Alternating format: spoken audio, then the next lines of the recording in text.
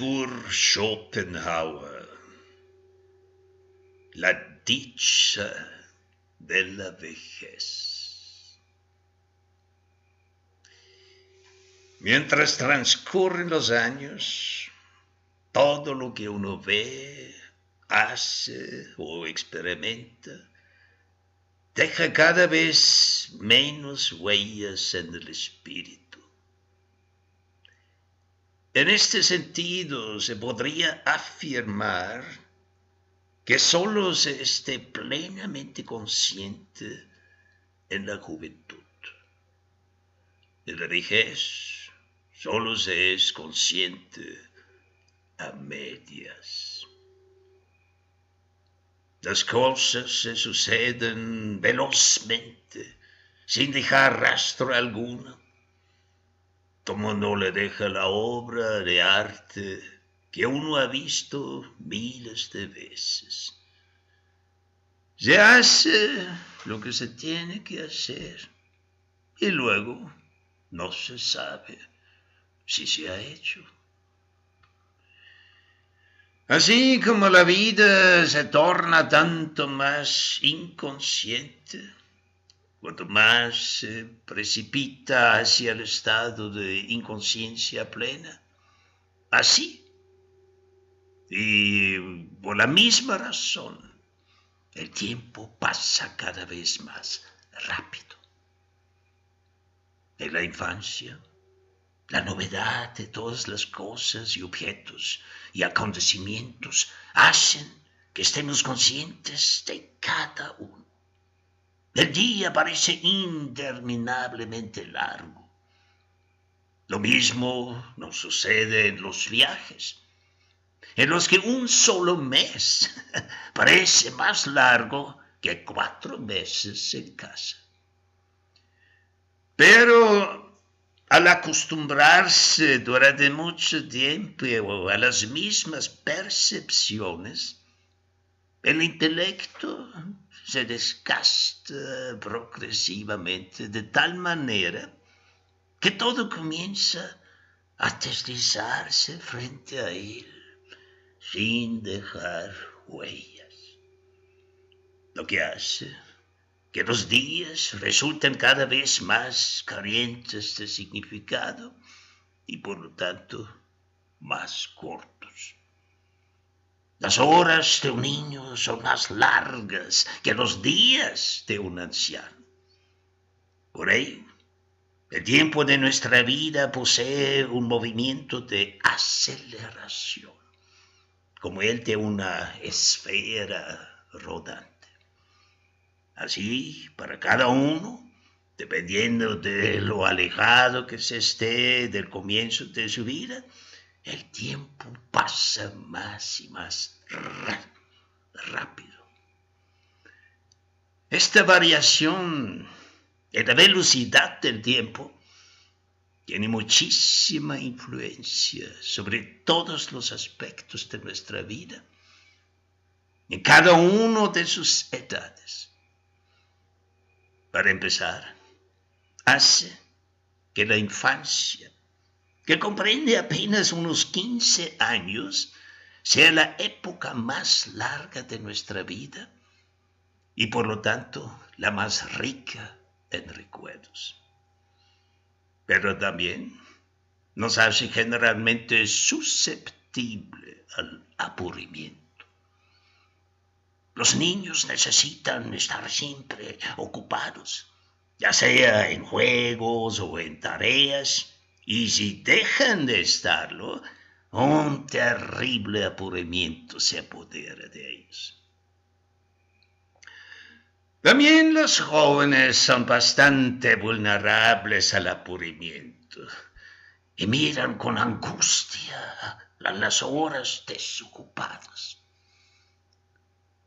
En la madurez, el aburrimiento va disminuyendo cada vez más.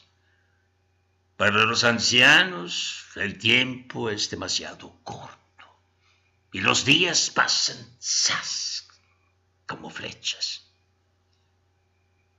Se sobreentiende que hablo de hombres enteros y no de ganado envejecido.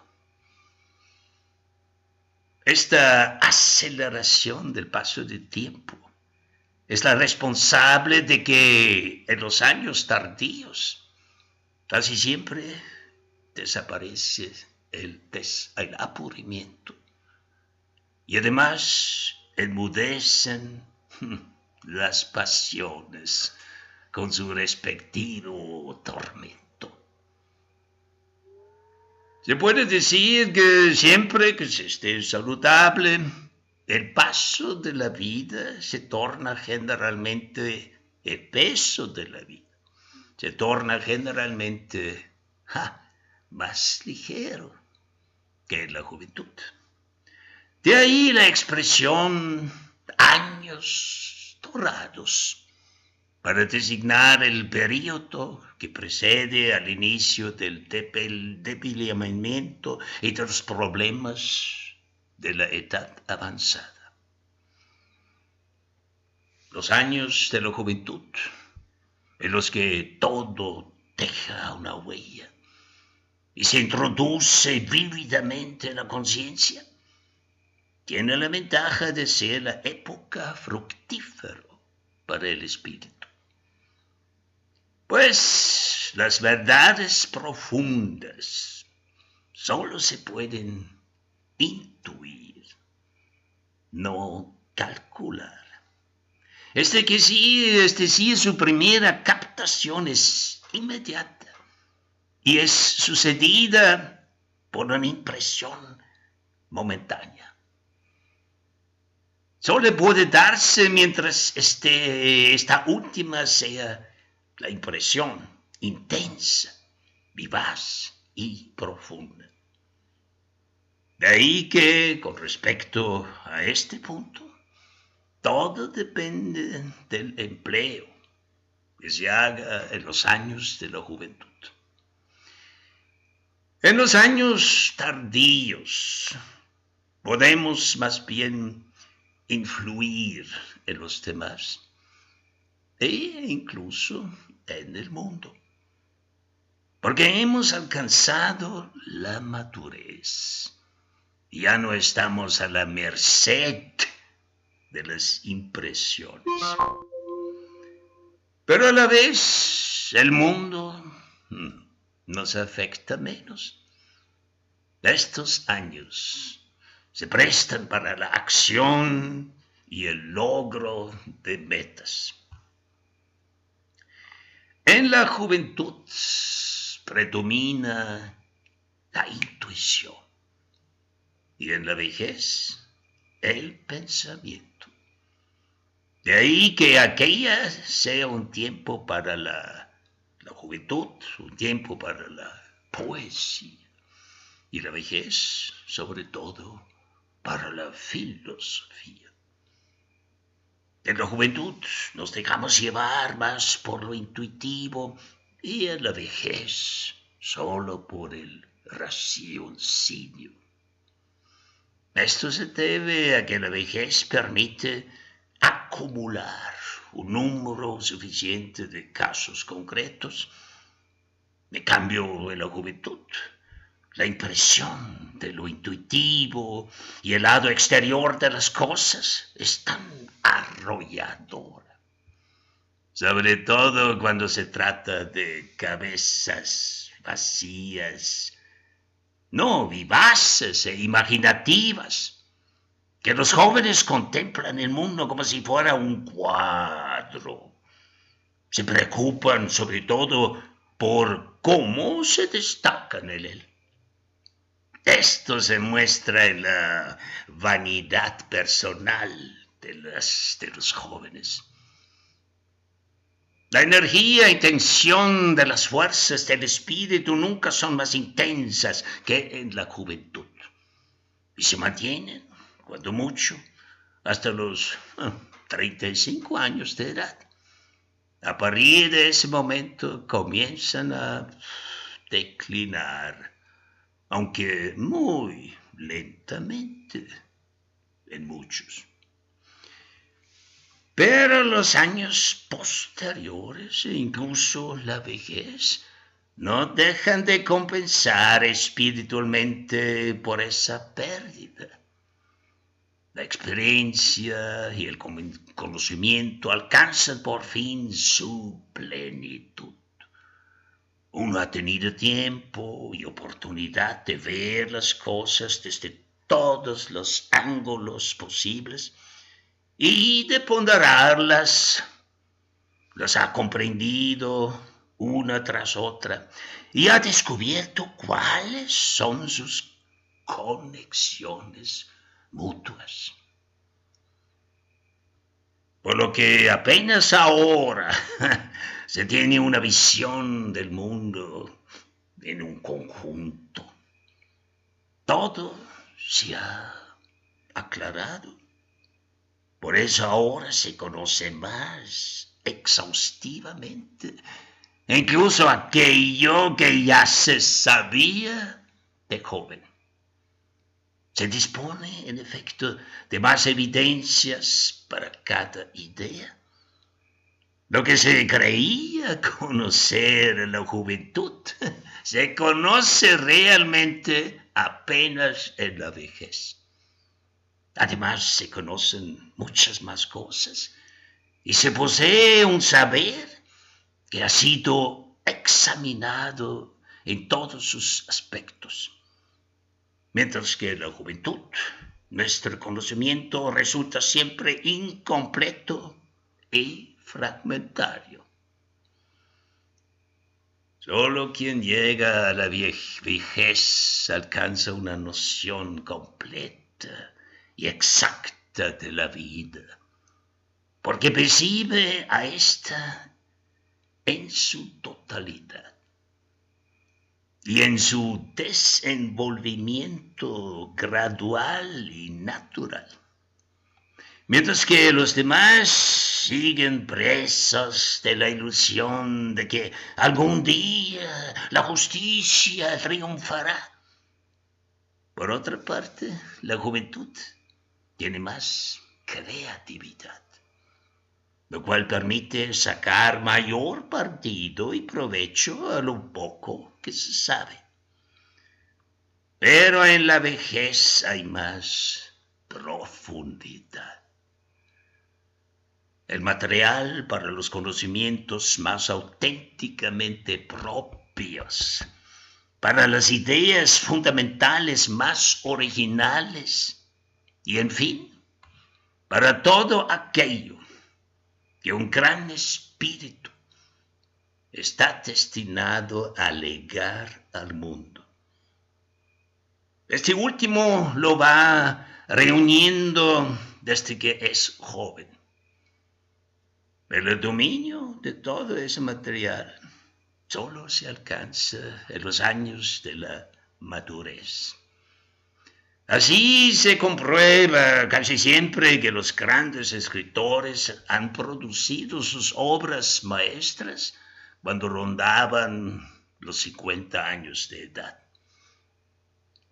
Por otro lado, el conocimiento, el pensamiento y del saber, la experiencia, los hechos conocidos, la repetición y el consiguiente perfeccionamiento del saber es una magnitud que crece sin cesar, hasta que por fin el advenimiento de una debilidad extrema hace que todo se derrumba. Se podría también decir, los primeros 40 años de nuestra vida nos proporcionan el texto principal, mientras que los 30 años siguientes nos brindan el respectivo comentario, que nos enseña a entender el verdadero significado de aquel. Hacia el final de la vida, por otra parte, ocurre como en un baile de disfraces, cuando caen las máscaras, y uno ve ahora en realidad aquellas personas con las que uno se ha relacionado durante toda su vida, los ve como realmente son.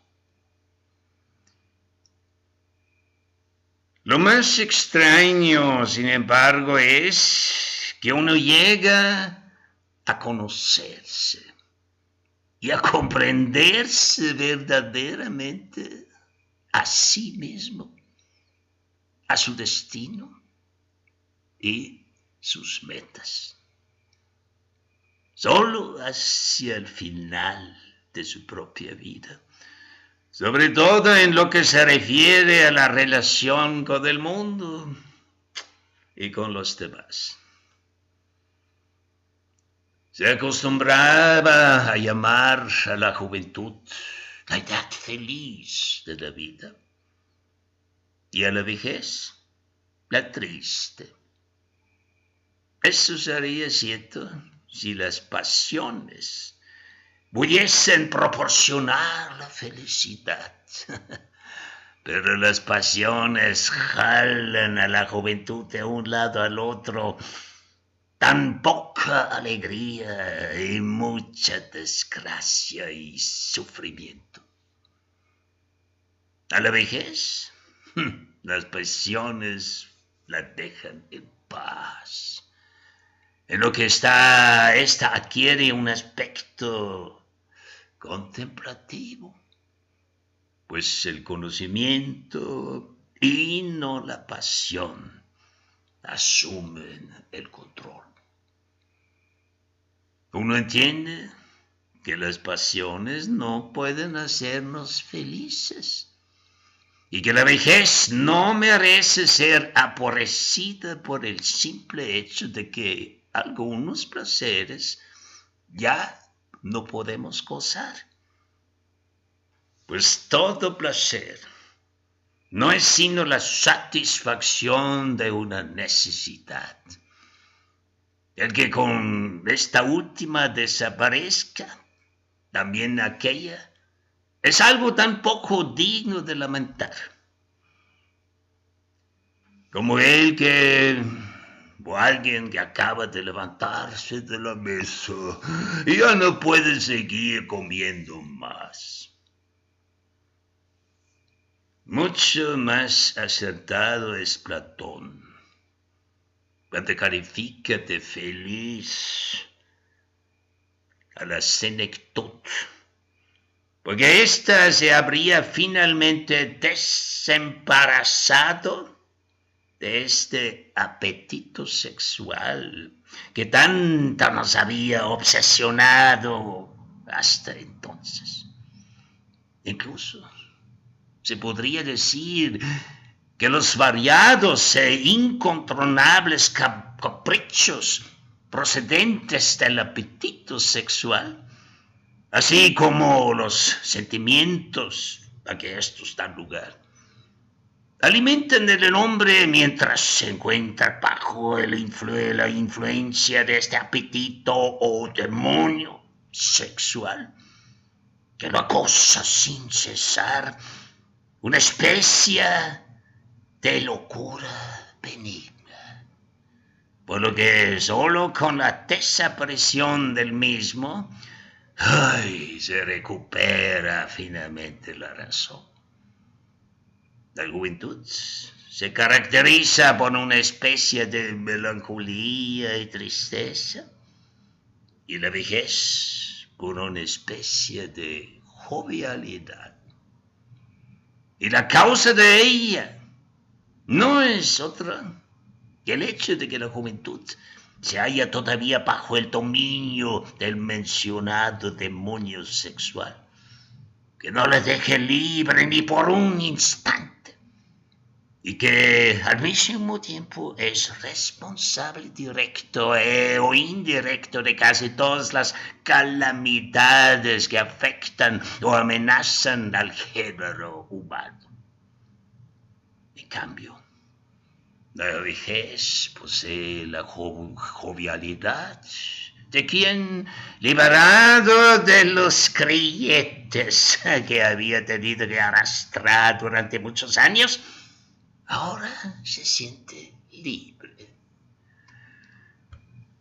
Por otra parte, hay que reconocer que al apagarse el apetito sexual, también se apaga el verdadero impulso de la vida, dejando únicamente un cascarón vacío.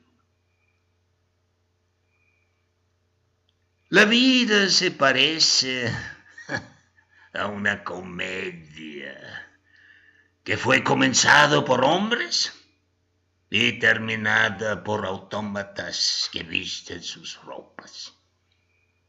Sea como fuere, la juventud es tiempo de intranquilidad y la vejez de la tranquilidad. El niño extiende ansioso sus manos tratando de alcanzar todas las cosas que ve, pues éstas lo estimulan debido a lo fresco de su sensibilidad. Esto pasa aún más, con más intensidad al joven. También él se siente estimulado por el mundo multicolor. Su fantasía hace de todo esto más de lo que el mundo podría jamás ofrecer. Por eso está como repleto de un deseo que impide la tranquilidad, la cual es la condición indispensable de la felicidad más duradera. En la vejez, en cambio, todo se ha tranquilizado. En parte porque la sangre se ha enfriado y uno es menos impresionable. En parte porque la experiencia sobre el valor de las cosas y el contenido de los placeres lo ha hecho a uno más sabio, ayudando a desprenderse de las ilusiones que antes encubrían y deformaban la visión clara de la realidad. Ahora se puede percibir todo de una manera más nítida y exacta. Y se toma por lo que es. Y se está convencido de la vacuidad de todos los asuntos terrenales. Esto es justamente lo que le da al anciano, incluso a aquel cuyas cualidades son bastante ordinarias, cierto aire de sabiduría que lo distingue de los jóvenes. Pero, sobre todo, se alcanza la serenidad del ánimo. Este es un elemento muy valioso de la felicidad, incluso su condición esencial.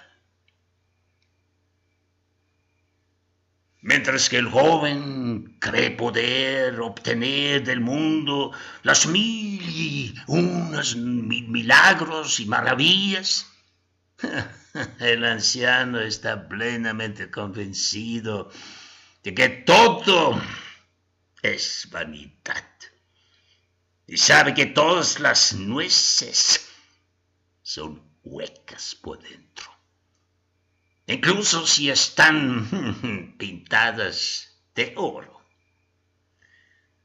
Solo a una edad avanzada logra el hombre alcanzar plenamente la inmediata, sincera y firme convicción acerca de la vanidad de todas las cosas y la vacuidad de todas las maravillas del mundo.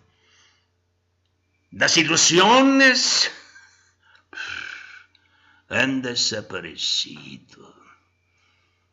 Deja de sonar soñar con que en algún lugar está esperando algún tipo especial de felicidad. Las distinciones que hace el mundo entre lo grande y lo pequeño, lo distinguido y lo vulgar, han perdido para él su validez. Esto le da al anciano una serenidad de ánimo que le permite contemplar con una sonrisa las artimañas del mundo. Está totalmente desengañado y sabe que la vida humana, por mucho que se la pula y disfrace, pronto trasluce en toda su vacuidad, a pesar de sus tintes y adornos. El rasgo característico básico de la edad avanzada es el desengaño. Las ilusiones, que hasta entonces habían sido el encanto de la vida, se han esfumado. Uno se da cuenta de la nulidad de todas las glorias del mundo.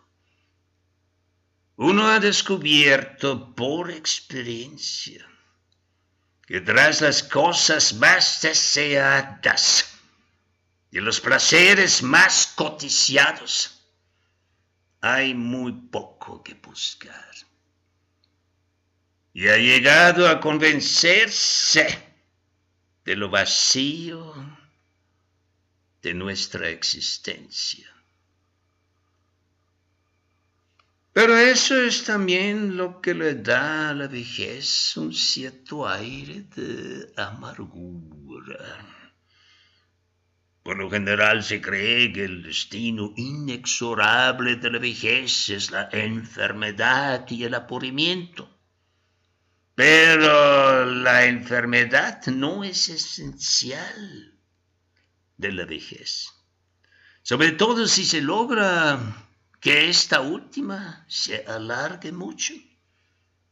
Cuanto más avanza la vida, más crecen la salud y la fuerza. Y en lo que respecta al aburrimiento, ya he mostrado por qué la vejez está incluso menos expuesta que la juventud a sus estragos. Ni hay por qué suponer que el aburrimiento sea un compañero inseparable de la soledad, a la que sí nos conduce la vejez. Pero solo lo es para aquellas personas que no han conocido más placeres que los sensoriales de una vida en sociedad. Aquellas que no han enriquecido su espíritu y desarrollado sus capacidades. Es cierto, sin embargo, que en la edad avanzada disminuyen también las fuerzas del espíritu. Pero donde había mucho, de seguro quedará suficiente para combatir el aburrimiento. Además, como se dijo arriba, la experiencia, los saberes, el ejercicio y la reflexión perfeccionan el conocimiento, afinan el juicio y ayudan a entender las cosas. En todo se obtiene cada vez más una visión sintética de la realidad. De ese modo, gracias a la acumulación de conocimientos previamente adquiridos, el conocimiento de uno mismo sigue progresando y mantiene ocupado el espíritu. El declive de las fuerzas corporales es poco dañino cuando éstas no son requeridas para la subsistencia. Ser pobre en la vejez es una gran desgracia.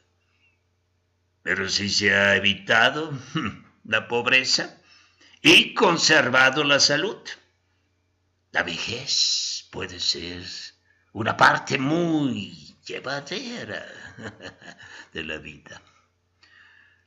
La comodidad y la seguridad son sus principales necesidades.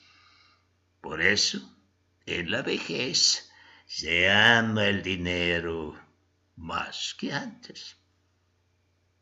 El anhelo de ver, viajar y aprender es sustituido por el de enseñar y hablar. Pero el amor mayor dicha se produce cuando el anciano logra conservar el amor a sus estudios, a sus hobbies, a la música, al teatro y en general una cierta receptividad hacia lo externo. Nunca como en la senectud. Uno aprovecha tanto lo que lleva consigo en su interior. Por supuesto, la mayoría de las personas que siempre fueron apagadas terminan por convertirse en autómatas en su vejez. Piensan, hablan y hacen siempre lo mismo. Y ninguna impresión externa será capaz de provocar en ellos alguna novedad. Hablar con esos ancianos es como escribir en la arena. La huella dejada se borra casi inmediatamente. Una ansiedad de este tipo es ciertamente la cara mortuoria de la vida. El disminuir progresivo de todas las fuerzas en la edad avanzada es, sin duda, muy triste, pero es necesaria e incluso beneficiosa, porque de lo contrario, la muerte para la que ella nos prepara sería muy difícil de soportar. La mayor recompensa que nos puede brindar una edad muy avanzada es una muerte benigna, no causada por una enfermedad. Una muerte sin dolores y casi imperceptible. Morir sin enfermedades, sin dolores, sentado en el sofá después de haber comido. O mejor dicho, no morir, sino simplemente dejar de vivir.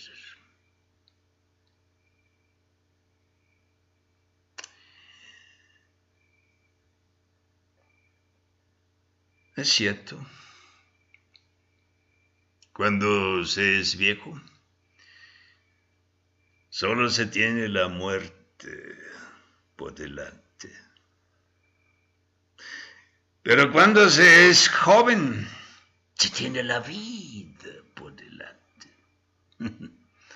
Habría que preguntar cuál de las dos es lo más inquietante.